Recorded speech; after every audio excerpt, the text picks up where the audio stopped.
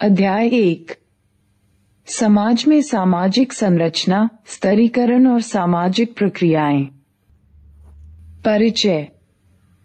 आपको याद होगा कि आपकी प्रारंभिक समाजशास्त्र की पुस्तक समाजशास्त्र परिचय कक्षा सी की शुरुआत निजी समस्याओं तथा सामाजिक मुद्दों के आपसी संबंधों पर परिचर्चा से हुई थी।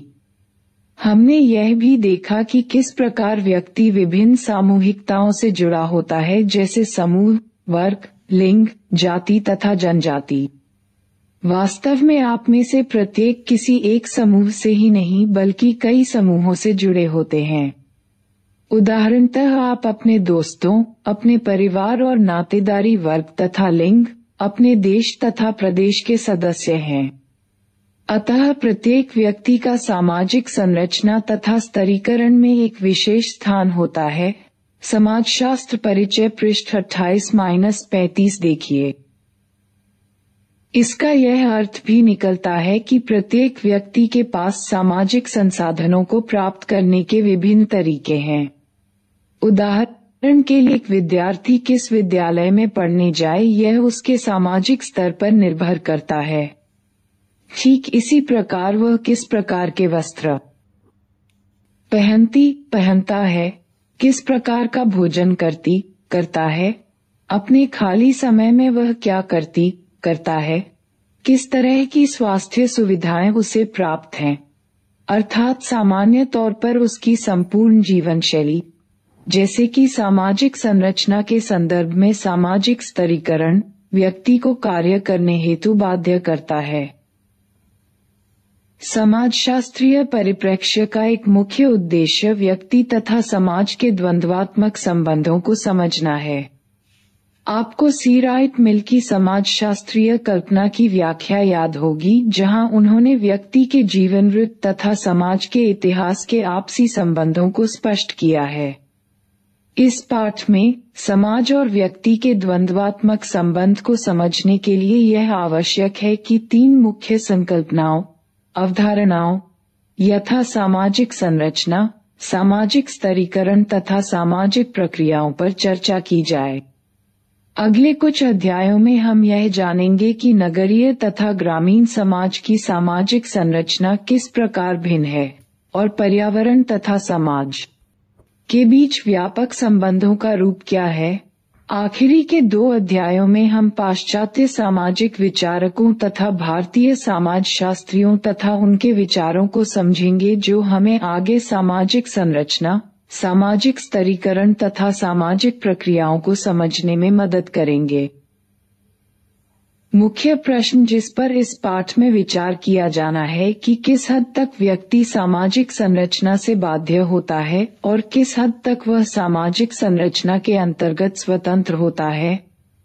समाज में व्यक्ति की स्थिति अथवा सामाजिक स्तरीकरण की व्यवस्था में उसका स्थान उसकी व्यक्तिगत रुचियों को किस सीमा तक निर्धारित करती है। क्या सामाजिक संरचना तथा सामाजिक स्तरीकरण व्यक्ति की कार्यप्रणाली को प्रभावित करते हैं? किस प्रकार से व्यक्ति एक दूसरे से सहयोग, प्रतियोगिता तथा संघर्ष करते हैं तथा उसे वे क्या रूप देते हैं? इस अध्याय में हम संक्षेप में सामाजिक संरचना तथा सामाजिक स्तरीकरण पर चर्चा करेंगे। आपने सामाजिक स्तरीकरण पर विस्तार पूर्वक चर्चा पिछली पुस्तक समाजशास्त्र परिचय के अध्याय 2 में की है। अब हम आगे बढ़ते हुए तीन मुख्य सामाजिक प्रक्रियाओं यथा सहयोग, प्रतियोगिता तथा संघर्ष पर चर्चा करेंगे। इनमें से प्रत्येक प्रक्रिया को समझने के लिए हम यह समझने तथा देखने की कोशिश करेंगे कि सामाजिक संरचना तथा सामाजिक स्तरीकरण किस प्रकार सामाजिक प्रक्रियाओं पर अपना प्रभाव छोड़ते हैं। दूसरे शब्दों में किस प्रकार व्यक्तियों के मध्य तथा समूहों के मध्य सहयोग, प्रतियोगिता तथा संघर्ष होते हैं। यह सब कुछ सामाजिक संरचना तथा स्तरीकरण व्यवस्था में व्यक्तियों एवं समूह की स्थिति पर निर्भर करता है। सामाजिक संरचना तथा सामाजिक स्तरीकरण। सामाजिक संरचना शब्द इस तथ्य को दर्शाता है कि समाज संरचनात्मक है, अर्थात अपने विशिष्ट रूप में वह क्रमवार तथा नियमित है। जिस सामाजिक वातावरण में हम रहते हैं वह मात्र कुछ क्रियाओं एवं प्रघटनाओं का अनियमित मिश्रण नहीं है। लोगों का आचरण किस प्रकार का होता है तथा एक दूसरे के प्रति उनके संबंध किस प्रकार के होते हैं, इसमें एक प्रकार की अंतर्निहित नियमितता अथवा प्रतिमान पैटर्न होता है। सामाजिक संरचना की संकल्पना इन्हीं नियमितताओं को इंगित करती है। एक बिंदु तक समाज की संरचनात्मक विशेषताओं को एक इमारत की संरचनात्मक विशेषताओं के समकक्ष रखकर समझा जा सकता है। एक इमारत की दीवारें, जमीन तथा छत सब मिलकर उस इमारत को एक विशेष आकार देती हैं।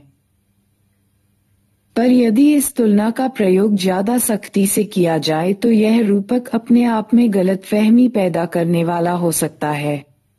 सामाजिक संरचना मानवीय क्रियाओं तथा संबंधों से बनती है। जो पक्ष इन्हें नियमितता प्रदान करता है वह है अलग अलग काल अवधि में एवं भिन्न भिन्न स्थानों में इन क्रियाओं एवं संबंधों का लगातार दोहराया जाना। अतः सामाजिक विश्लेषण की प्रक्रिया में सामाजिक पुनरुत्पादन तथा सामाजिक संरचना एक दूसरे से जुड़े हुए हैं। उदाहरण के लिए एक विद्यालय तथा एक परिवार की संरचना को लेते हैं। विद्यालय में कुछ विशिष्ट प्रकार के क्रियाकलाप वर्षों से दोहराए जाते हैं जो आगे चलकर संस्थाएं बनते हैं, जैसे विद्यालय में दाखिले के तरीके, आचरण संबंधी नियम, वार्षिकोत्सव, प्रातःकालीन सभा और कहीं कहीं विद्यालयी गीत। ठीक इसी प्रकार से परिवार में आचरण के कुछ मानक स्तर जैसे विवाह के तौर तरीके, संबंधों के अर्थ, उम्मीदें तथा उत्तरदायित्व होते हैं। परिवार में वृद्ध सदस्यों की मृत्यु एवं विद्यालय से पुराने विद्यार्थियों का चले जाना एवं इनके स्थान पर नए सदस्यों का प्रवेश होता रहता है और यह संस्था चलती रहती है। पर हम यह भी जानते हैं कि परिवार तथा विद्यालय के अंदर परिवर्तन होते रहते हैं। उपरोक्त परिचर्चा तथा क्रियाकलाप हमें यह समझने में मदद करता है कि मानव द्वारा निर्मित समाज उस इमारत की तरह होता है जिसकी प्रत्येक क्षण उन्हीं ईंटों से पुनर्रचना होती है जिनसे उसे बनाया गया है। जैसा कि हमने स्वयं देखा है कि मनुष्य विद्यालय तथा परिवार में संरचना की पुनर्रचना हेतु परिवर्तन करते हुए समूचे परिवर्तन को प्रस्तुत करता है। वे प्रतिदिन विभिन्न स्तरों पर पुनर्रचना के लिए सहयोग करते हैं। यह भी कम सच नहीं है कि उनमें एक दूसरे के साथ दूषित तथा क्रूर प्रतियोगिता भी होती है। सच्चाई यह है कि सहयोगात्मक व्यवहार के साथ ही साथ हम गंभीर प्रकृति के संघर्षों को भी देखते हैं और जैसा कि हम आगे देखेंगे कि सहयोग को जबरदस्ती लागू भी किया जाता है ताकि संघर्षों को छिपाया जा सके। एमिल दुर्खाइम द्वारा आगे बढ़ाया जाने वाला एक मुख्य विषय यह और उनके बाद में कई अन्य समाजशास्त्रियों द्वारा भी कार्य किया गया है कि समाज अपने सदस्यों की क्रियाओं पर सामाजिक प्रतिबंध लगाते हैं। दुर्खाइम ने तर्क दिया कि व्यक्ति पर समाज का प्रभुत्व होता है। समाज व्यक्ति की कुल क्रियाओं से कहीं अधिक है। इसमें दृढ़ता अथवा कठोरता है जो भौतिक पर्यावरण की संरचना के समान है। सोचिए कि एक व्यक्ति ऐसे कमरे में खड़ा है जहां बहुत सारे दरवाजे हैं। कमरे की संरचना व्यक्ति की संभावित क्रियाओं को बाध्य करती है। उदाहरण के तौर पर दीवारों तथा दरवाजों की स्थिति प्रवेश तथा निकास के रास्तों को दर्शाती है। दुर्खाइम के अनुसार सामाजिक संरचना हमारी क्रियाओं को समानांतर रूप से बाध्य करती है। इसकी सीमा तय करती है कि हम एक व्यक्ति के रूप में क्या कर सकते हैं। यह हमसे बाह्य है, ठीक उसी प्रकार से जैसे कमरे की दीवारें होती हैं। अन्य सामाजिक चिंतक जैसे कार्ल मार्क्स भी सामाजिक संरचना की बाध्यता पर बल देते हैं, लेकिन साथ ही मनुष्य की सृजनात्मकता को महत्वपूर्ण मानते हैं जो सामाजिक संरचना को परिवर्तित भी करती है और उसे पुनः उत्पादित भी करती है। मार्क्स ने यह तर्क दिया कि मनुष्य इतिहास बनाता है, परंतु वह इतिहास निर्माण न तो उसकी इच्छा पर और न ही उसकी मनपसंद शर्तों पर आधारित होता है। अपनी इच्छानुसार नहीं और न ही अपनी मनपसंद शर्तों पर, बल्कि इतिहास का निर्माण उन ऐतिहासिक तथा संरचनात्मक स्थिति की उन बाध्यताओं तथा संभावनाओं के अंतर्गत होता है जहां वह जीवन यापन कर रहा है। दुखिम के इस दृष्टिकोण को उनके प्रसिद्ध विवरण में दिया गया है। जब मैं अपने कर्तव्यों का निर्वहन एक भाई, एक पति अथवा देश के नागरिक के रूप में करता हूँ तथा दिए गए अपने वचन को पूर्ण करता हूँ, मैं अपने दायित्वों को पूरा करता हूँ जिन्हें कानून तथा प्रथा में परिभाषित किया गया है तथा जो मुझसे तथा मेरी क्रियाओं से परे या बाह्य है। ठीक इसी प्रकार भक्त जन्म से ही पूर्व स्वीकृत अपने धार्मिक जीवन की मान्यताओं तथा क्रियाओं को पहचान लेता है। अगर उनका अस्तित्व उसके जन्म से पूर्व था, तो इसका अर्थ है कि उनका अस्तित्व उसके बाहर है। मैं अपने विचारों को प्रेषित करने के लिए जिन चिन्हों का प्रयोग करता हूँ, मैं अपने कर्जा को चुकाने के लिए जिस मुद्रा का प्रयोग करता हूँ, मैं अपने व्यापारिक संबंधों के लिए जिन क्रेडिट उपकरणों का प्रयोग करता हूँ, मैं अपने पेशे में जिन कर्मों का अनुनयन करता हूँ इत्यादि, इनका मेरे द्वारा उपयोग किए जाने पर भी ये स्वतंत्र रूप से कार्य करते हैं। समाज के प्रत्येक व्यक्ति को ध्यान में रखते हुए इस प्रकार की टिप्पणी इनमें से प्रत्येक के लिए की जा सकती है। अब हम इस स्तर पर सामाजिक स्तरीकरण की उस संकल्पना की पुनरावृत्ति करना चाहेंगे जो प्रारंभिक पुस्तक के अध्याय 2 का भाग है। सामाजिक स्तरीकरण से अभिप्राय समाज में समूहों के बीच संरचनात्मक असमानताओं के अस्तित्व, भौतिक अथवा प्रतीकात्मक पुरस्कारों की पहुंच से है। हालांकि प्रत्येक समाज में किसी न किसी रूप में सामाजिक स्तरीकरण विद्यमान है, परंतु आधुनिक समाज धन तथा शक्ति की असमानताओं के कारण पहचाने जाते हैं। एक तरफ जहां आधुनिक समाज में स्तरीकरण के सर्वाधिक प्रचलित रूपों में वर्ग विभाजन है, वहीं दूसरी ओर प्रजाति तथा जाति, क्षेत्र तथा समुदाय, जनजाति तथा लिंग इत्यादि सामाजिक स्तरीकरण के आधार बने हैं। आपको याद होगा कि सामाजिक संरचना में सामाजिक व्यवहार के निश्चित प्रतिमान, पैटर्न, निहित होते हैं। सामाजिक स्तरीकरण एक विस्तृत सामाजिक संरचना के भाग के रूप में असमानता के निश्चित प्रतिमान द्वारा पहचाना जाता है। असमानता कोई ऐसा अवयव नहीं है जो समाज में विभिन्न व्यक्तियों के बीच आकस्मिक रूप से वितरित हो। यह तो व्यवस्थित रूप से विभिन्न प्रकार के सामाजिक समूहों की सदस्यता से जुड़ी हुई है। एक समूह के सदस्यों की विशेषताएं समान होती हैं, और यदि वे उच्च स्थिति में हैं तो उनका प्रयत्न होगा कि उनकी विशेषाधिकृत स्थिति उनके बच्चों को मिल जाए। स्तरीकरण की संकल्पना तब उस विचार को संदर्भित करती है जहां समाज का विभाजन एक निश्चित प्रतिमान के रूप में समूहों में होता है, तथा यह है संरचना पीढ़ी दर पीढ़ी चलती रहती है। जयराम 1987, 22:1। असमान रूप से बांटे गए लाभों के अंतर को समझना भी आवश्यक है।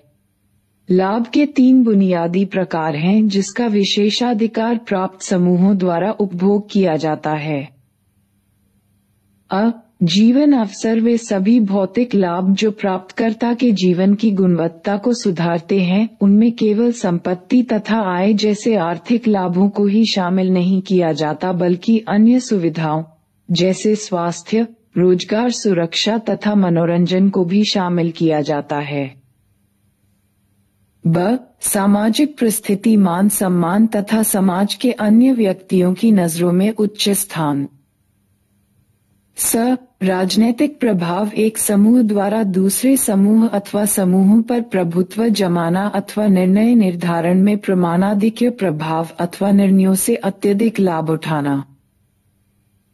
आगे होने वाली चर्चा में हम उपरोक्त 3 सामाजिक प्रक्रियाओं की तरफ आपका ध्यान आकर्षित करेंगे और बताएंगे कि किस प्रकार सामाजिक स्तरीकरण के विभिन्न आधार, जैसे लिंग अथवा वर्ग, सामाजिक प्रक्रियाओं को बाधित करते हैं। व्यक्ति तथा वर्गों को मिलने वाले अवसर तथा संसाधन जो प्रतियोगिता, सहयोग अथवा संघर्ष के रूप में सामने आते हैं, इन्हें सामाजिक संरचना तथा सामाजिक स्तरीकरण के द्वारा आकार दिया जाता है। साथ ही मनुष्य पूर्वस्थित संरचना तथा स्तरीकरण में परिवर्तन लाने का प्रयास करता है। समाजशास्त्र में सामाजिक प्रक्रियाओं को समझने के 2 तरीके। अपनी प्रारंभिक पुस्तक कक्षा 6 की समाजशास्त्र परिचय में आपने सामान्य ज्ञान की सीमाओं को समझा है।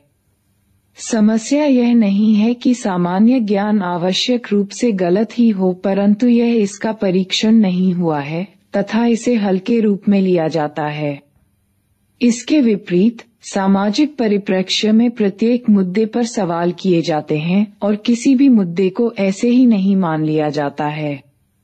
अतः यह केवल ऐसी व्याख्या से संतुष्ट होकर शांत नहीं होगा जिससे पता चलता है कि मनुष्यों में प्रतियोगिता अथवा सहायता या संघर्ष जैसा भी मामला हो, क्योंकि ऐसा करना मनुष्य का स्वभाव होता है।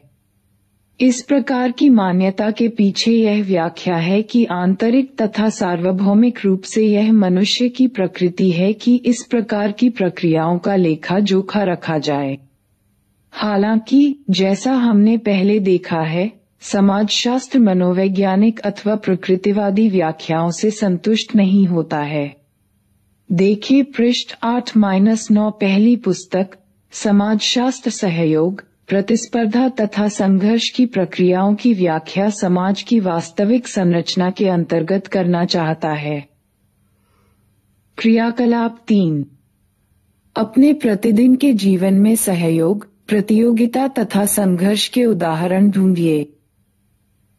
हमने पिछली पुस्तक में चर्चा की थी कि समाज में किस प्रकार विभेद तथा बहुलता की समझ व्याप्त है। पृष्ठ 27-28, 41। विभिन्न संस्थाओं को समझ, चाहे वह परिवार हो, अर्थव्यवस्था अथवा सामाजिक स्तरीकरण या सामाजिक नियंत्रण हो।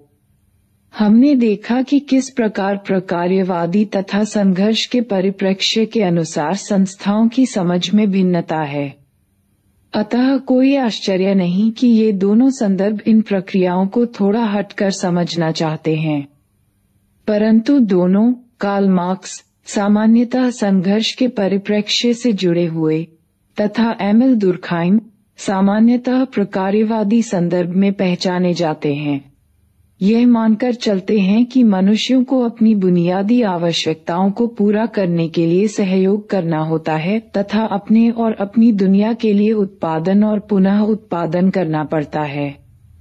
संघर्ष के परिप्रेक्ष्य में इस बात पर बल दिया गया कि किस प्रकार सहयोग के प्रकारों ने एक ऐतिहासिक समाज को दूसरे ऐतिहासिक समाज में परिवर्तित कर दिया।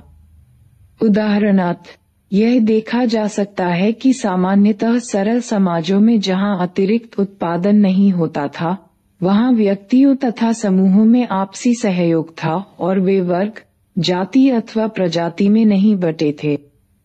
परंतु जिस समाज में अतिरिक्त उत्पादन होता था, चाहे वे जमींदार हो अथवा पूंजीपति, प्रभावशाली वर्ग का अतिरिक्त उत्पादन पर अधिकार होता था तथा सहयोग भी संभावित संघर्ष तथा प्रतियोगिता से जुड़ा होता था। संघर्ष का दृष्टिकोण इस बात पर बल देता है कि समूहों तथा व्यक्तियों का स्थान उत्पादन प्रणाली के संबंधों में भिन्न तथा असमान होता है। अतः कारखाने के मालिक तथा मजदूर अपने प्रतिदिन के कार्यों में सहयोग करते हैं, परंतु कुछ हद तक उनके हितों में संघर्ष उनके संबंधों को परिभाषित करते हैं। हमारी संघर्ष के परिप्रेक्ष्य संबंधी समझ यह बताती है कि जहां समाज जाति, वर्ग अथवा पितृसत्ता के आधार पर बटा होता है, वहीं कुछ समूह सुविधावंचित हैं तथा एक दूसरे के प्रति भेदभावमूलक स्थिति बरतते हैं। इससे भी आगे प्रभावशाली समूहों में यह स्थिति सांस्कृतिक मानदंडों, ज्यादातर जबरदस्ती अथवा हिंसा द्वारा भी उत्पन्न की जाती है। जैसा कि आप आगे आने वाले अनुच्छेदों में देखेंगे कि प्रकार्यवादी परिप्रेक्ष्य इस प्रकार के मानदंडों अथवा संस्तुतियों की भूमिका की प्रशंसा करने में नहीं चूकता, परंतु इन सब के प्रकारों को समाज की संपूर्णता के रूप में समझाता है, न कि उस संदर्भ में जहां प्रभावशाली समूहों द्वारा समाज को नियंत्रित किया जाता है।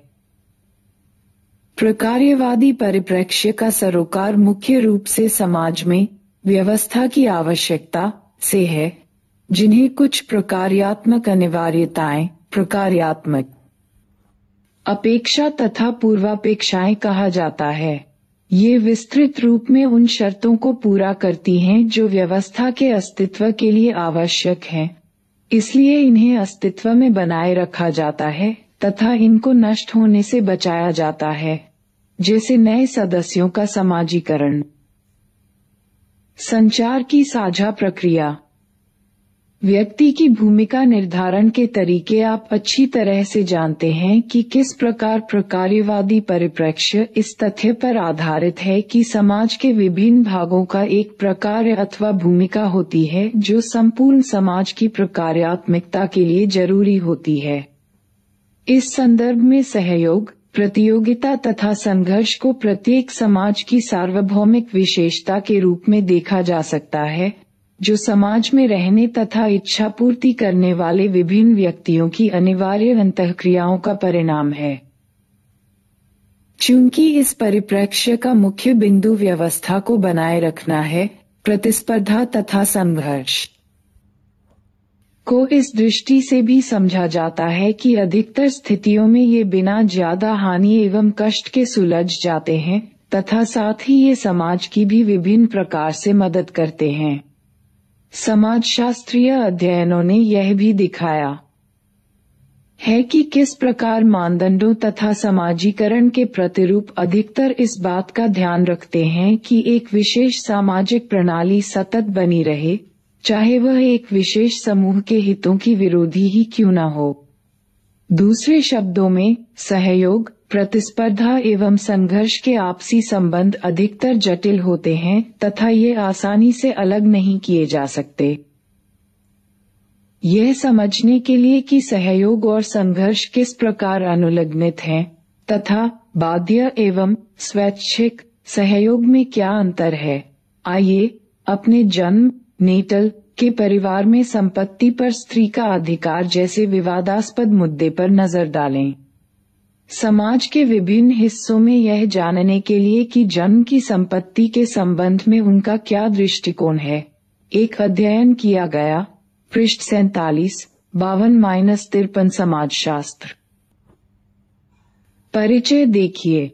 स्त्रियों की एक अच्छी खासी संख्या ने 41.7% संपत्ति के अपने अधिकार पर बोलते हुए अपनी बेटी के प्रेम तथा बेटी के लिए अपने प्रेम के विषय को उठाया, परंतु इस विषय पर भावात्मक न होकर आशंका पर बल देते हुए कहा कि वे संपूर्ण अथवा अंशतः किसी भी प्रकार का अपनी जन्म की संपत्ति पर दावा नहीं करेगी, क्योंकि वे डरती थीं कि ऐसा करने से भाइयों के साथ उनके संबंधों में कड़वाहट आ जाएगी या भाभियां उनसे घृणा करने लगेंगी और परिणामस्वरूप अपने पिता के घर उनका आना जाना बंद हो जाएगा।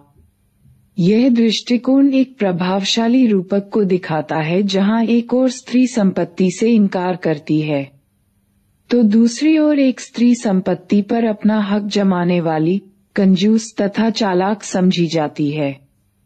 संवेदनाओं में एक करीबी संपर्क होता है तथा प्रतिवर्ती रूप में अपने जन्म के परिवार का एक भाग बने रहने तथा उसकी उन्नति में सहायक होने और मुसीबत की घड़ी में काम आने की इच्छा बनी थी। बाबुल मोरा नहर छूटो ही जाए, पिता का घर मेरे लिए छूट गया है, जन्म के ग्रह के परित्याग का भय, बाबुल की दुआएं लेती जा तुझको सुखी संसार मिले, मैं की कभी न याद आए ससुराल में इतना प्यार मिले। बासु 20,01,128। क्रियाकलाप 2 आपको समझने में मदद करेगा कि सहयोगात्मक व्यवहार को समाज के गहरे संघर्षों की उपज के रूप में भी देखा जा सकता है। परंतु जब इन संघर्षों की खुलकर अभिव्यक्ति नहीं होती अथवा इन्हें खुली चुनौती नहीं दी जाती तो यह छवि बनती है कि कहीं कोई संघर्ष नहीं है, केवल सहयोग ही विद्यमान है। उपरोक्त परिस्थितियों को समझाने के लिए प्रकार्यवादी व्यवस्थापन शब्द का प्रयोग करते हैं, जहां महिला अपने पितृ परिवार में संपत्ति के अपने अधिकार पर किसी प्रकार का दावा करना पसंद नहीं करेगी। संघर्षों के रहते हुए भी समझौता एवं सह अस्तित्व की कोशिश के रूप में इसे देखा जा सकता है। क्रियाकलाप 5। कुछ अन्य सामाजिक व्यवहारों के बारे में सोचिए जो सहयोगात्मक दिखाई देते हों परंतु समाज के गहरे संघर्षों को अपने अंदर छिपाए हों। सहयोग तथा श्रम विभाजन। सहयोग का विचार मानव व्यवहार की कुछ मान्यताओं पर आधारित है। यह तर्क दिया जाता है कि मनुष्य के सहयोग के बिना मानव जाति का अस्तित्व कठिन हो जाएगा। आगे यह तर्क दिया जाता है कि यहाँ तक कि जानवरों की दुनिया में भी हम सहयोग के प्रमाण देख सकते हैं, चाहे वे चींटियां हों, मधुमक्खियां हों अथवा स्तनपायी पशु, परंतु पशुओं की दुनिया से तुलना सावधानीपूर्वक की जानी चाहिए। हम समाजशास्त्र की दो भिन्न सैद्धांतिक परंपराओं का प्रयोग इस बिंदु के विश्लेषण के लिए करेंगे जिनका एमिल दुर्खाइम तथा कार्ल मार्क्स ने प्रतिनिधित्व किया। अधिकतर समय समाजशास्त्र में इस मान्यता को सहमति नहीं मिली कि मनुष्य का स्वभाव घिनौना तथा क्रूर होता है।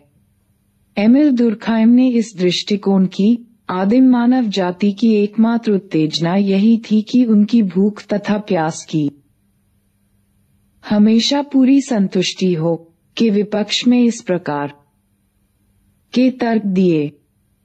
ऐसे विचारकों ने नैतिक जीवन के आवश्यक अवयवों को नजरअंदाज किया। वे हैं संयमित प्रभाव का प्रयोग जो समाज अपने सदस्यों पर करता है, जो उनके अस्तित्व तथा चुनाव के संघर्ष की पार्श्विक क्रिया को संयमित तथा शून्य कर देता है। जहाँ कहीं भी समाज है वहाँ पर परार्थवाद है, क्योंकि वहाँ एकता है। अतः हम परार्थवाद को मनुष्यता के प्रारंभ से ही देखते हैं और यहाँ तक कि असंयमित रूप में भी। दुखिम 1933। दुर्खाइम के लिए एकता समाज का नैतिक बल है तथा यह सहयोग और इस तरह समाज के प्रकारों को समझने के लिए बुनियादी अवयव है।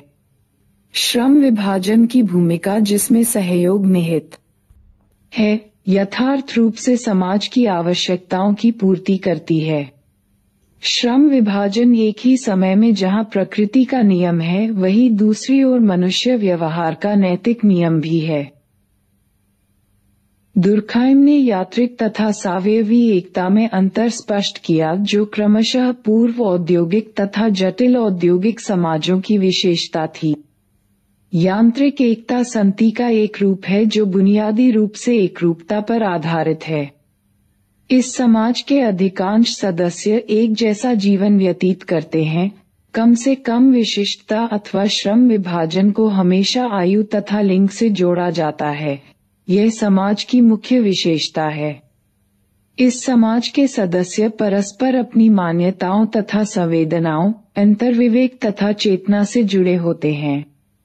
सावयवी एकता सामाजिक संति का वह रूप है जो श्रम विभाजन पर आधारित है तथा जिसके फलस्वरूप समाज के सदस्यों में सह निर्भरता है।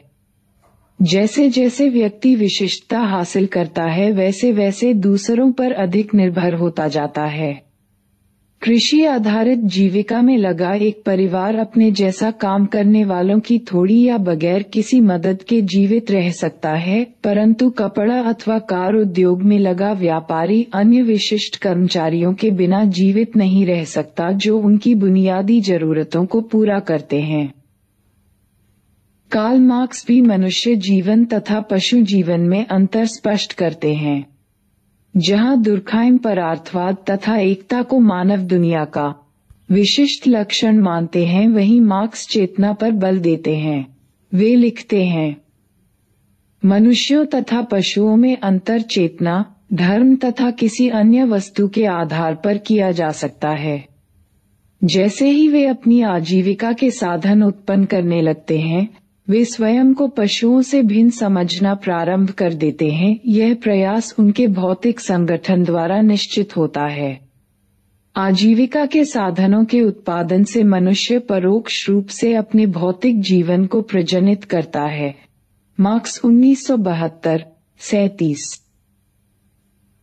मार्क्स का उपर्युक्त कथन कठिन लग सकता है, परंतु सहयोग मनुष्य जीवन को पशु जीवन से किस प्रकार अलग करता है को समझने में मदद करेगा। मनुष्य केवल सहयोग के लिए समायोजन तथा सामंजस्य ही नहीं करते, बल्कि इस प्रक्रिया में समाज को बदलते भी हैं। उदाहरण के लिए, सदियों से पुरुषों तथा महिलाओं ने प्राकृतिक बाध्यताओं में अपने आप को समायोजित किया है।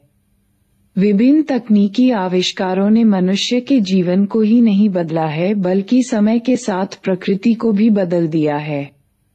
इस प्रकार से मनुष्य सहयोग करते हुए निष्क्रिय रूप से केवल समायोजन और सामंजस्य ही नहीं करते, बल्कि उस प्राकृतिक तथा सामाजिक संसार को भी बदल देते हैं जहां वे समायोजन करते हैं। हमने पिछली पुस्तक समाजशास्त्र परिचय में संस्कृति पर एक अध्याय में देखा कि किस प्रकार भारतीयों को ब्रिटिश साम्राज्यवाद के अनुभवों के कारण अंग्रेजी भाषा के साथ समायोजन, सामंजस्य तथा सहयोग करना पड़ा था। लेकिन इस प्रक्रिया में इंग्लिश का उद्भव एक जीवित सामाजिक यथार्थ है। पृष्ठ 81-82 1।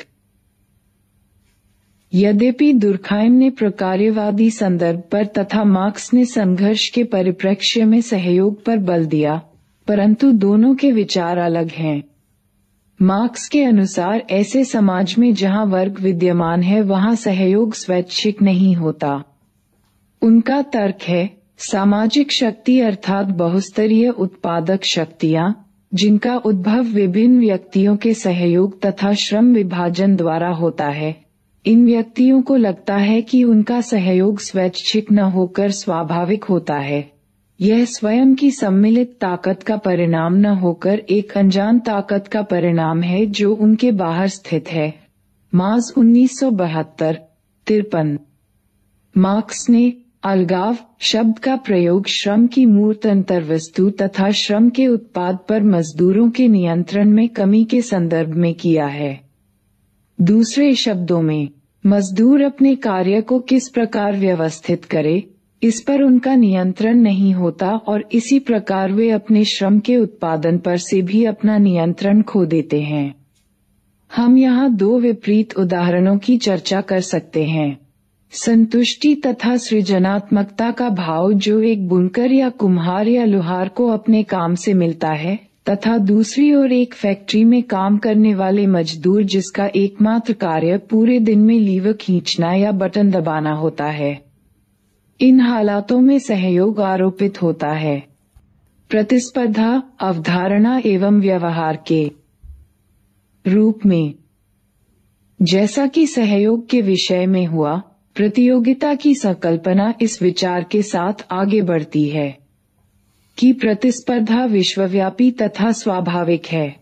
हम यह जान चुके हैं कि किस प्रकार समाजशास्त्र की व्याख्या प्रकृतिवादी व्याख्या से भिन्न है।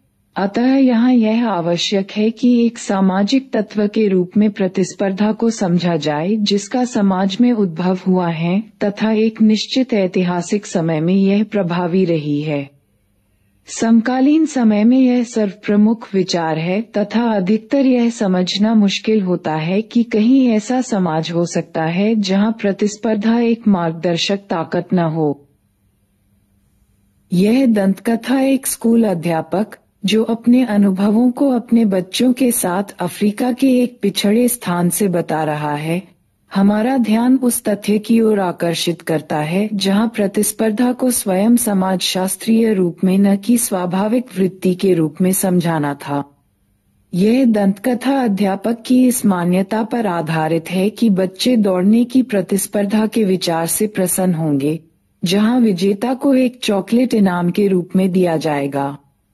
आश्चर्य, उनके इस सुझाव ने बच्चों में किसी प्रकार के उत्साह का संचरण नहीं किया, बल्कि दूसरी तरफ दुश्चिंता और दुख को बढ़ा दिया।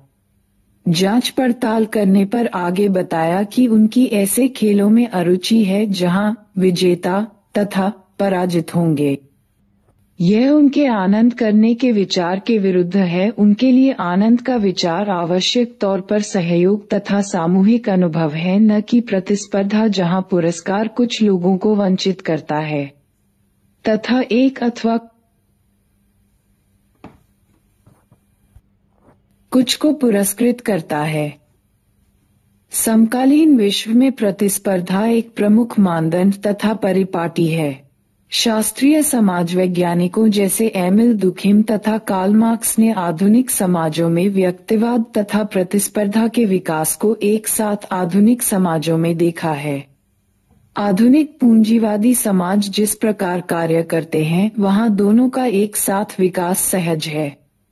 यहाँ अत्यधिक कार्यकुशलता तथा लाभ के कमाने पर बल दिया जाता है।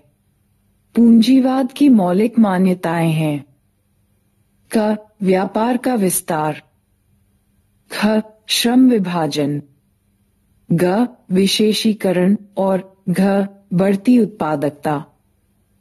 स्वधारणीय समृद्धि की ये प्रक्रियाएं पूंजीवाद के केंद्रीय विचार से बढ़ावा प्राप्त करती हैं। बाजार क्षेत्र में विद्यमान मुक्त प्रतिस्पर्धा में तार्किक व्यक्ति अपने लाभों को अधिक बढ़ाने की कोशिश में लगा रहता है। प्रतिस्पर्धा की विचारधारा पूंजीवाद की सशक्त विचारधारा है। इस विचारधारा का तर्क है कि बाजार इस प्रकार से कार्य करता है कि अधिकतम कार्यकुशलता सुनिश्चित हो सके।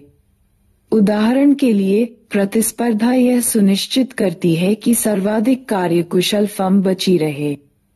प्रतिस्पर्धा यह सुनिश्चित करती है कि अधिकतम अंक पाने वाला छात्र अथवा बेहतरीन छात्र को प्रसिद्ध कॉलेजों में दाखिला मिल सके और फिर बेहतरीन रोजगार प्राप्त हो सके। इन सभी स्थितियों में बेहतरीन होना सबसे बड़ा भौतिक पुरस्कार सुनिश्चित करता है। क्रियाकलाप 6। 27% आरक्षण अन्य पिछड़े वर्गों को देने एवं सवर्ण जातियों में आर्थिक रूप से कमजोर वर्गों के लिए 10% आरक्षण के सरकार के निर्णय पर भारत में जोरदार वाद विवाद हुए। अखबारों, पत्रिकाओं तथा टीवी पर इस विषय के पक्ष तथा विपक्ष में दिए गए विभिन्न तर्कों को एकत्रित कीजिए। विद्यालयों में ड्रॉप आउट की दर, विशेषकर प्राइमरी विद्यालयों में, पर जानकारी हासिल कीजिए। पिछली पुस्तक की पृष्ठ संख्या 65-67 देखिए। अधिकतर निम्न जाति के विद्यार्थी स्कूल से ड्रॉप आउट होते हैं तथा शिक्षा के उच्च संस्थानों में अधिकतर उच्च जातियों का वर्चस्व है। इस संदर्भ में सहयोग, प्रतिस्पर्धा तथा संघर्ष की संकल्पना पर परिचर्चा करें। ऐसे विचार की मनुष्य स्वाभाविक रूप से प्रतिस्पर्धा करना चाहता है को अन्य प्रकृतिवादी व्याख्याओं की भांति आलोचनात्मक दृष्टि से समझा जाना चाहिए। प्रारंभिक पुस्तक का पृष्ठ 9 देखिए।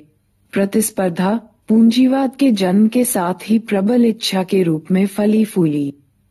अगले पृष्ठ पर बॉक्स में दिए गए गद्यांश को पढ़िए तथा परिचर्चा कीजिए। J.S. मिल जैसे उदारवादियों ने यह महसूस किया कि प्रतिस्पर्धा के प्रभाव अधिकतर नुकसानदायक होते हैं। यद्यपि उन्होंने महसूस किया कि आधुनिक प्रतिस्पर्धा का विवेचन प्रत्येक की लड़ाई प्रत्येक के खिलाफ, लेकिन साथ ही यह सबके लिए लड़ाई है। यह इस अर्थ में कि आर्थिक प्रतिस्पर्धा निम्नतम लागत पर अधिकतम उत्पाद है।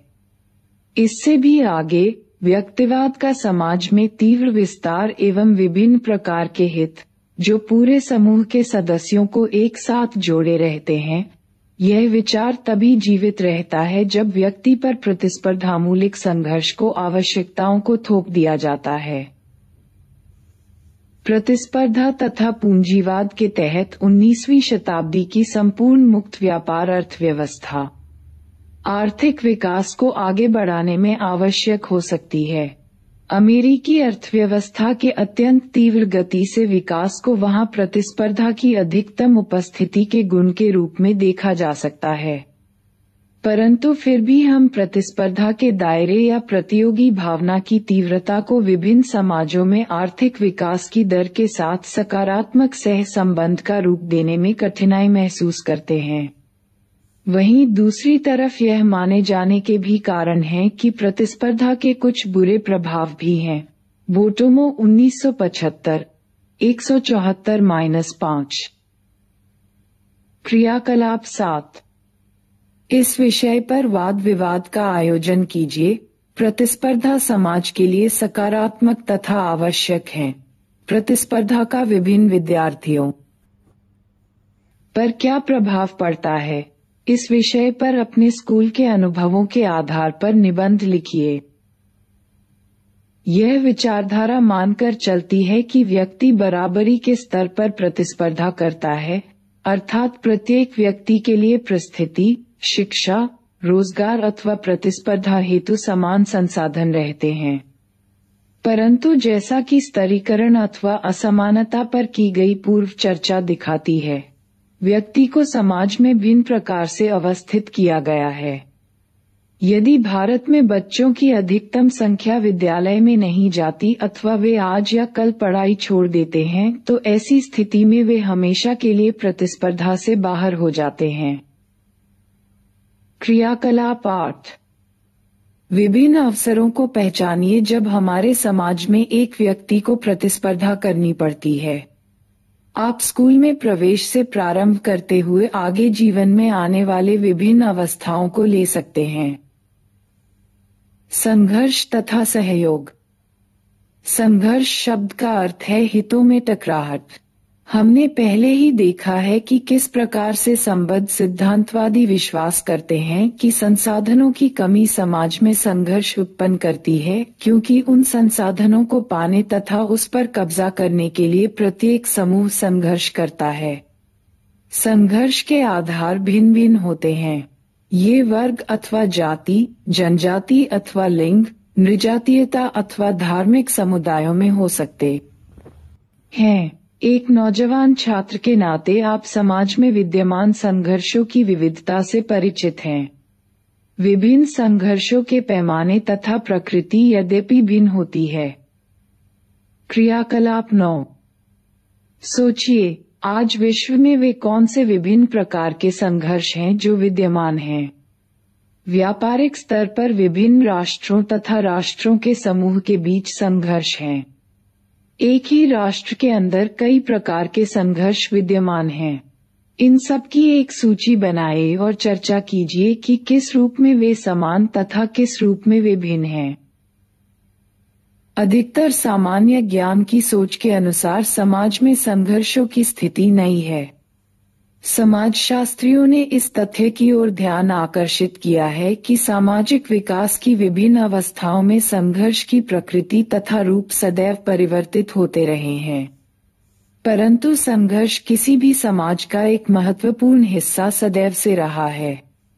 सामाजिक परिवर्तन तथा लोकतांत्रिक अधिकारों पर सुविधावचित तथा भेदभाव का सामना कर रहे समूहों द्वारा हक जताना संघर्षों को और उभारता है। लेकिन इसका यह अर्थ नहीं है कि संघर्ष पहले विद्यमान नहीं थे। बॉक्स में दिए गए उदाहरण इस पर बल देते हैं। नए तथा पुराने के बीच संघर्ष आज विकासशील देशों के मंच बने हैं। प्राचीन प्रणाली नवीन ताकतों का मुकाबला नहीं कर पा रही है, न ही लोगों की नवीन आशाओं तथा आकांक्षाओं का प्रतिनिधित्व करती है। परंतु यह स्थिति मृतप्राय नहीं है। सच्चाई यह है कि ये अभी भी जीवित हैं। संघर्ष बेकार की बहस, विभ्रांति, विसंगति तथा कई मौकों पर खून खराबे को जन्म देता है। इन परिस्थितियों में समाजशास्त्रियों के लिए यह बेहद आवश्यक होता है कि वे अपने पुराने अच्छे दिनों को याद करें। परंतु एक पल का परावर्तन उन्हें यह विश्वास दिला देगा कि पुरानी पद्धति संघर्ष से वंचित नहीं थी और उसने जनसंख्या के व्यापक भाग पर अमानुषिक अत्याचार किए। सैद्धांतिक दृष्टिकोण, जहां संघर्ष को व्याधिकीय माना जाता है अथवा जहां विज्ञान के नाम पर एक विशेष मूल्य के रूप में संतुलन का निवेश किया जाता है, परंतु यह स्थिति विकासशील समाजों के अध्ययन में रुकावट सिद्ध होती है। श्रोता Srinivas MN 1972 social change in modern India, पृष्ठ 159-160। ओरिएंट लॉन्गमैन, नई दिल्ली। कोष्टक। यहाँ यह समझना आवश्यक है कि संघर्ष विसंगति अथवा प्रत्यक्ष झड़प के रूप में दिखाई देते हैं जहाँ ये खुलकर प्रकट किए जाते हैं। उदाहरण के तौर पर भूमि संसाधनों पर गहरे संघर्षों की प्रत्यक्ष प्रतिक्रिया का परिणाम है कृषक आंदोलन। आंदोलन की अनुपस्थिति का अर्थ संघर्ष की अनुपस्थिति नहीं है। अतः इस अध्याय में संघर्ष, अनिवार्य सहयोग तथा प्रतिरोध के संबंधों पर बल दिया गया है। आइए कुछ संघर्षों पर जो समाज में विद्यमान हैं तथा प्रतिस्पर्धा, सहयोग और संघर्ष के आपसी सहसंबंधों पर भी विचार करें। हम यहाँ केवल 2 उदाहरणों को लेंगे। प्रथम परिवार तथा घर है और दूसरा भूमि आधारित संघर्ष। पारंपरिक तौर पर परिवार तथा घर सामंजस्यपूर्ण इकाई के रूप में देखे जाते रहे हैं, जहां सहयोग प्रमुख प्रक्रिया थी तथा परार्थवाद मनुष्य के आचरण के प्रेरणात्मक सिद्धांत थे। पिछले 3 दशकों से महिलावादी विश्लेषकों द्वारा इस मान्यता पर प्रश्न उठाए जा रहे हैं। अमर्त्य सेन जैसे विद्वानों ने भी बलात् सहयोग की संभावना को माना है। सिर्फ विभिन्न दलों को ही सहयोग से फायदा नहीं है, उनके व्यक्तिगत क्रियाकलापों को भी प्रत्यक्ष सहयोग के रूप में लेना होगा। छोटे मोटे संघर्षों के विद्यमान होने पर भी यद्यपि सामाजिक तकनीकी के चुनाव में हितों का संजीदा संघर्ष हो सकता है, पारिवारिक संगठनों की प्रकृति के लिए यह आवश्यक है कि इन संघर्षों को आपसी सहयोग द्वारा निपटाया जाए। साथ ही संघर्ष को विचलित व्यवहार के रूप में देखा जाए। चूंकि संघर्षों को प्रत्यक्ष रूप से संप्रेषित नहीं किया जाता, अतः यह देखा गया है कि मध्यवर्ग तथा अधीनस्थ वर्ग, चाहे घर में महिलाएं हों या कृषक समाज में किसान, संघर्षों में समायोजन तथा सहयोग पाने के लिए व्यक्ति एवं समूह विभिन्न प्रकार की रणनीति बनाते हैं। अनेक समाजशास्त्रीय अध्ययन अप्रत्यक्ष संघर्ष तथा प्रत्यक्ष सहयोग को दिखाते हैं जो सामान्य हैं। नीचे दिया गया उद्धरण घर में महिलाओं के व्यवहार तथा अंतःक्रिया पर किए गए कई अध्ययनों से लिया गया है। भौतिक दबाव तथा प्रेरणा का सहयोग तथा उससे बढ़कर वितरण तथा वितरण प्रक्रिया में प्रत्यक्ष संघर्ष के बहुत कम साक्ष्य हैं। इसके बदले निर्णय लेने, आवश्यकताएं तथा प्राथमिकताएं, आयु, लिंग तथा जीवन चक्र सोपानिक हैं। ऐसे सोपान जिसका स्त्री तथा पुरुष दोनों समर्थन करते हैं। अतः स्त्रियां अनेक विशेषताओं को सतत रूप से अर्जित करती हुई दिखाई देती हैं। घरेलू वस्तुओं के वितरण में विभेदीकृत कार्य, अपने आने वाले समय में सुरक्षा के लिए अन्य घरेलू संबंधों तथा संसाधनों तक पहुंच न मिलने के कारण यह उनके भौतिक हित में होता है कि वे बेटे को मान्यता दें, जो इस संस्कार की महत्वपूर्ण विशेषता है, तथा अपने अनियमित भविष्य के बीमा के लिए अपने बेटों को सहयोगी रूप में जीतने के लिए उनके लिए स्वार्थरहित समर्पण ही उनका निवेश होता है। मात्र परहितवादिता उत्तरी भारत के मैदानों में बेटों को लेकर पूर्वाग्रहित है तथा इसे स्त्री के पितृसत्तात्मक जोखिम के प्रत्युत्तर के रूप में देखा जा सकता है। स्त्री पूरी तरह से शक्तिहीन नहीं है, परंतु पुरुष के निर्णय लेने की ताकत के समक्ष वह अप्रत्यक्ष ही रहती है।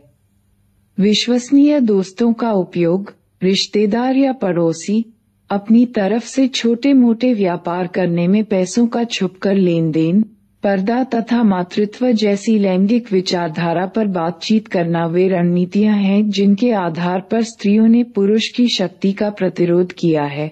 अब्दुल्ला तथा जीडेनस्टीन 1982, व्हाइट 1992। उनके प्रतिरोध का यह गोपनीय रूप घर के बाहर सहयोग के विकल्पों की कमी तथा खुले संघर्ष से जुड़े सहवर्ती जोखिमों को दिखाता है। समाजशास्त्रीय प्रश्नात्मक परंपरा को ध्यान में रखते हुए मान लिए जाने वाले तथ्यों पर इस अध्याय में परीक्षण किए गए तथा इस पाठ में सहयोग, प्रतिस्पर्धा तथा संघर्ष की प्रक्रियाओं की आलोचनात्मक रूप से जांच की गई। समाजशास्त्रीय दृष्टिकोण से ये प्रक्रियाएं स्वाभाविक नहीं मानी जाती। यह उन्हें आगे अन्य सामाजिक विकास से जोड़ता है। नीचे दिए गए अनुच्छेद में आप भूमि संबंधों तथा भारत के भूदान, ग्रामदान आंदोलन के विषय में पढ़ेंगे। बॉक्स को पढ़िए और देखिए कि समाज में सहयोग किस प्रकार समाजशास्त्रीय रूप में तकनीक तथा उत्पादन की आर्थिक व्यवस्था से जुड़ा है। उपसंहार। इस पाठ का मुख्य उद्देश्य एक ओर सामाजिक तथा स्तरीकरण के संबंधों को समझना है तो दूसरी ओर सामाजिक प्रक्रिया के रूप में सहयोग, प्रतिस्पर्धा तथा संघर्ष को। आपने देखा होगा कि तीनों सामाजिक प्रक्रियाएं भिन्न हैं, लेकिन अधिकांशतः वे एक साथ मौजूद होती हैं तथा एक दूसरे से कभी छिपे और कभी खुले रूप में संबद्ध और विद्यमान होती हैं, जैसा कि बलात् सहयोग के संदर्भ में हुई चर्चा से पता चलता है।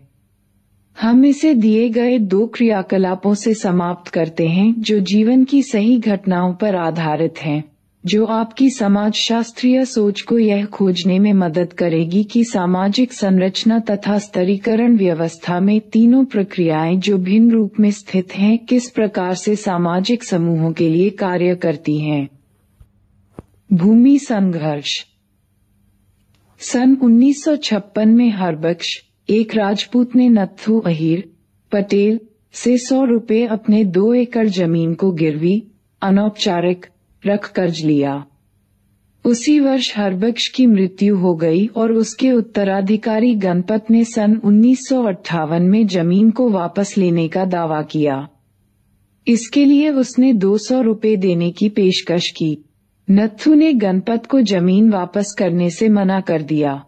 गणपत इसके लिए कानूनी कार्रवाई का सहारा नहीं ले सका क्योंकि यह लेन देन आय व्यय रिकॉर्ड में कहीं दर्ज नहीं था। इन परिस्थितियों के अधीन गणपत ने हिंसा का सहारा ले सन 1959 ग्रामदान के 1 वर्ष पश्चात में जबरन भूमि पर अधिकार कर लिया। गणपत चूंकि स्वयं एक पुलिस कांस्टेबल था, अतः इस मामले में उसने अफसरों पर काफी प्रभाव डाला।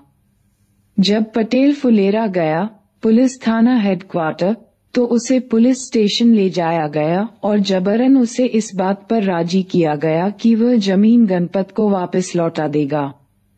इसके पश्चात ग्रामवासियों की एक सभा बुलाई गई, तब पटेल को पैसा दिया गया और गणपत को अपनी जमीन वापस मिली। स्रोत Oommen T 1972 charisma stability and change and analysis of Bhoodan Gramdan movement in India page -88 Thomson press New Delhi. तकनीक के विस्तार ने भी सहयोग की आवश्यकता को कम किया है। उदाहरण के लिए चरस चलाने के लिए कुओं से सिंचाई करने वाली एक घरेलू विद्या 2 जोड़ी बैल तथा 4 व्यक्तियों की आवश्यकता होती है। एक साधारण किसान 4 बैलों का खर्च नहीं उठा सकता अथवा एक औसत घर में शायद जरूरत जितने आदमी न हों।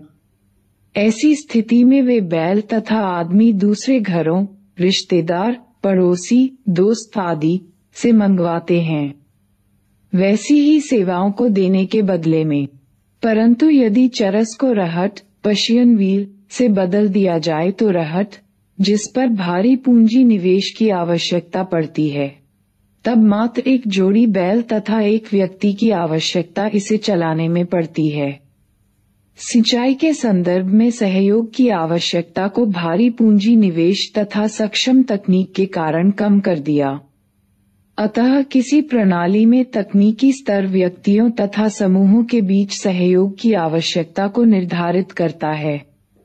ओमेन 1972-88 स्रोत Oommen T 1972 charisma stability and change and analysis of Bhoodan Gramdan movement in India page 88 Thomson press New Delhi. क्रियाकलाप 11। नीचे दी गई रिपोर्ट को ध्यानपूर्वक पढ़िए तथा सामाजिक संरचना, स्तरीकरण और सामाजिक प्रक्रिया के आपसी संबंधों पर परिचर्चा करिए। किस प्रकार संतोष और पुष्पा सामाजिक संरचना तथा स्तरीकरण के कारण बाध्य हैं, इस पर विवेचना कीजिए। क्या यह संभव है कि उनके जीवन में 3 सामाजिक प्रक्रियाओं यथा सहयोग, प्रतिस्पर्धा तथा संघर्ष को पहचाना जा सके? क्या इन विवादों को सहयोग की प्रक्रिया के रूप में देखा जा सकता है? क्या इन विवादों को ऐसी क्रिया के रूप में देखा जा सकता है जिसे व्यक्ति समझ-बूझकर अपनाता है ताकि वह प्रतियोगी रोजगार बाजार में जीवित रह सके, क्योंकि विवाहित जोड़ों को यहाँ प्रमुखता दी जाती है? क्या यहाँ संघर्ष के कोई लक्षण दिखते हैं? आउटलुक 8 मई 2006।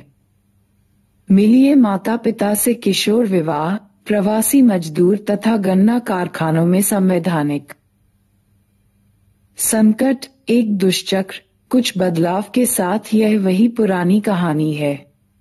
संतोष शिंदे, 14, भूमिहीन मजदूर के बेटे, ने 8,000 रुपए पढ़ाई के लिए ऋण लिए। अब साहूकार चाहता है कि ऋण की आपूर्ति की जाए, अतः शिंदे, जिसके पास पैसे के नाम पर कुछ भी नहीं है, एक गन्ने की फैक्ट्री के ठेकेदार से कुछ अग्रिम राशि आय के रूप में लेता है। समस्या यह है कि वे पति पत्नी तथा उनका एक लड़का है, अतः शिंदे परिवार जल्दबाजी में संतोष के लिए एक दुल्हन ढूंढते हैं जिसकी उम्र भी 14 वर्ष है। उसका नाम पुष्पा है, जो महाराष्ट्र के एक गांव की रहने वाली है। वह उनके साथ कर्नाटक के ओसामाबाद जिले में जाती है। वे रास्ते में एक साधारण से विवाह के लिए मंदिर में रुकते हैं। इसके लिए एक नाम भी है, गेटकीन। शायद इस शब्द का उद्भव कैंप में रहने वाले प्रवासी मजदूरों से हुआ है, जो फैक्ट्री के बाहर गन्नों की कटाई के मौसम में रहा करते थे। ठेकेदार अकेले लड़कों के बजाय विवाहित दंपति को काम देना पसंद करते हैं, क्योंकि वे लड़कों के मुकाबले फैक्ट्री में ज्यादा महीनों तक रुककर काम करते हैं। पश्चिमी महाराष्ट्र के गन्ने की फैक्ट्रियां, जहां एक समय में भारत के 1/3 चीनी का उत्पादन होता था, आपदा की स्थिति में प्रवासी मजदूरों के लिए रोजगार के अवसर खत्म हो गए। अनुमानतः फैक्ट्रियों ने 1,900 करोड़ रुपए से अधिक का नुकसान उठाया है और इस वर्ष 177 चीनी मिलों में से 120 मिलों को मजबूरन केंद्र की 1,650 करोड़ रुपए वित्तीय पैकेज की सहायता लेनी पड़ी। लेकिन 6 महीने की लंबी अवधि में खेतों में गन्नों की कटाई करने वाले प्रवासी मजदूरों की स्थिति और भी बदतर हो गई। उनके रोजगार पाने के अवसर और कम हो गए और वेतन बद से बदतर। संतोष, एक नौजवान जिसकी उम्र 16 वर्ष की हो गई है, ने अभी 10वीं कक्षा की पढ़ाई खत्म की है और उसकी पत्नी पुष्पा ने 12वीं कक्षा की परीक्षा दी है। पुष्पा, जो पढ़ने में अच्छी छात्रा है, अपनी पढ़ाई तथा अपने 1.5 वर्ष के बच्चे की देखभाल दोनों कार्यों के बीच संतुलन बनाकर उन्हें करती हैं। इसके अलावा घर परिवार तथा खेतों में काम भी होता है। जैसा कि वे स्वयं कहती हैं, मेरी शादी इतनी जल्दी हुई कि कभी कभी मैं सोचती हूँ मेरी शादी कब हुई, यह सब कब हुआ। पूछने पर कि क्या उनके स्वास्थ्य में कुछ कमी आई है, इस नौजवान माँ का कहना है, मेरी कोशिश रहती है कि मैं उन चीजों के बारे में न सोचूं जिनके ऊपर मेरा कोई बस नहीं है। इसकी अपेक्षा मैं उन चीजों पर ध्यान देती हैं जो अब मैं कर सकती हैं। उनके ससुराल वालों का कहना है कि वे आगे की पढ़ाई तभी कर सकती हैं जब उन्हें कोई छात्रवृत्ति मिले, नहीं तो ये नौजवान दंपत्ति मुंबई के किसी निर्माण क्षेत्र में काम करने चले जाएंगे। क्रियाकलाप 12। नीचे दी गई रिपोर्ट को ध्यानपूर्वक पढ़िए। विक्रम और नितिन तथा क्रियाकलाप 11 के संतोष तथा पुष्पा में जिस प्रकार की प्रतिस्पर्धा है, उनकी असमानताओं को दर्शाए। जिस प्रकार 8% दर से भारतीय अर्थव्यवस्था पुराने सभी रिकॉर्ड तोड़ती हुई तीव्र गति से आगे बढ़ रही है, दिन प्रतिदिन व्यापार के क्षेत्र में हजारों नौकरियां रोज जन्म लेती हैं, जिसका असर लोगों के बदलते हुए काम के प्रति दृष्टिकोण तथा कार्य प्रणाली में देखा जा सकता है। ये नया कामकाजी वर्ग तुरंत अपने किए गए कार्यों के लिए इनाम चाहता है। उन्नति जल्दी से जल्दी मिलनी चाहिए और पैसा, अच्छी तनख्वाह, अतिरिक्त भत्ता तथा ऊंची वृद्धि मुख्य उत्तेजक के रूप में कार्य करते हैं। विक्रम सामंत, 27 वर्ष, जिन्होंने अभी बीपीओ में कार्यभार संभाला है, अपनी पिछली नौकरी को छोड़ देने का मुख्य कारण बेहतरीन तनख्वाह को मानते हैं। पैसा जरूरी है, परंतु मेरे नए मालिकों को यह अच्छी तरह से पता है कि मैं हर उस 1 रुपए के काबिल हूं जो मुझे वे देते हैं, ऐसा उनका मानना है। इन नए कर्मोन्मत्त को जो चीज आगे बढ़ाती है वह है कॉर्पोरेट जगत की सीढ़ी पर छलांगे मारते हुए आगे बढ़ना, न कि एक सीढ़ी पर तोलते हुए अपने कदमों को आगे बढ़ाना। जी हाँ, मैं अगला पद जल्दी से जल्दी पाना चाहता हूँ, न कि अपने बुढ़ापे तक उसका इंतजार करना। ऐसा कहना है नितिन का, जो अपनी अगली बड़ी छलांग के लिए बिल्कुल इंतजार नहीं करना चाहते थे और इसके लिए उन्होंने ICAI को छोड़ एक तरक्की ले अपने आप को स्टैंडर्ड चार्टर्ड से जोड़ा तथा इसके बाद ऑप्टिमिक्स से क्षेत्रीय मैनेजर की हैसियत से जुड़ गया। स्रोत द वीक, मई 7, 2006 ने एक विशेषांक निकाला जिसका शीर्षक था नए कर्मोन्मत्ता, उनके लक्ष्य, दौलत, खतरा, सेहत।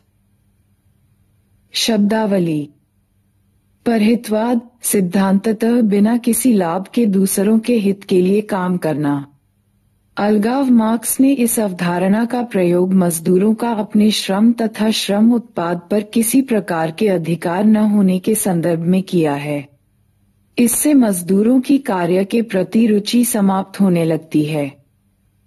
प्रतिमानहीनता, दुखाइम के लिए सामाजिक स्थिति जहां व्यवहार को पथ प्रदर्शित करने वाले मानदंड नष्ट हो जाते हैं, व्यक्ति बिना सामाजिक बाध्यता अथवा पथ प्रदर्शन के रह जाता है। एक नियमहीनता की स्थिति।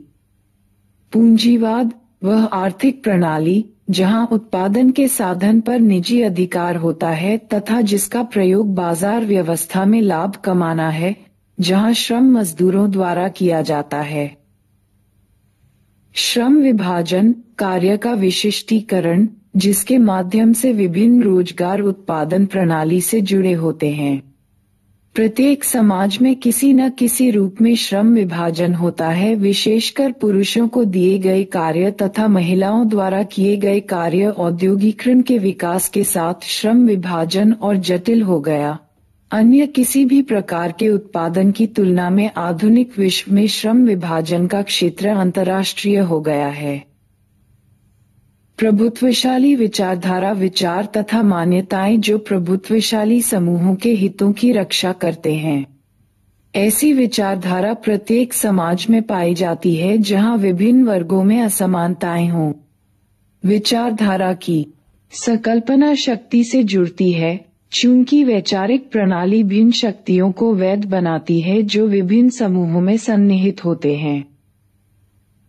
व्यक्तिवाद, वह सिद्धांत अथवा चिंतन जो समूह के स्थान पर व्यक्तियों की स्वायत्तता को महत्व देता है।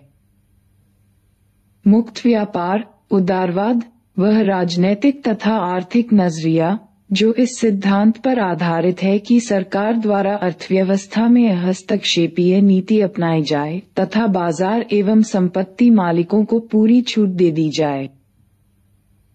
यांत्रिक एकता, दुर्खाइम के अनुसार परंपरागत संस्कृति में सरल श्रम विभाजन इसकी विशेषता है।